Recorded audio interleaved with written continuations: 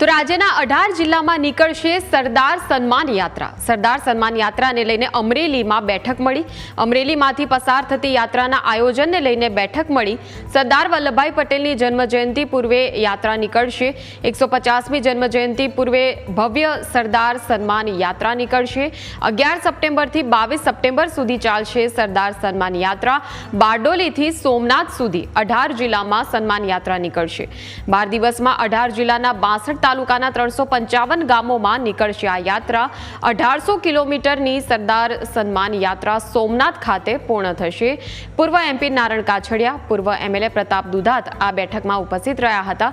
મોટી સંખ્યામાં સર્વ સમાજના આગેવાનો આ બેઠકમાં ઉપસ્થિત રહ્યા હતા।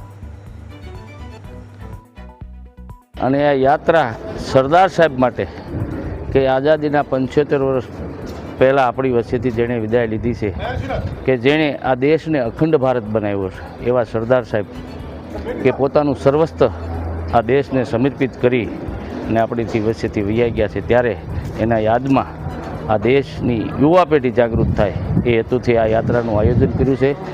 એ હેતુથી આજે અહીંયા મિટિંગનું એક આયોજન કરવામાં આવ્યું છે કે અમરેલી જિલ્લા ક્યાંય પાછળ ન રહી જાય એ માટેની આ યાત્રાનું આયોજન કરવામાં આવ્યું છે।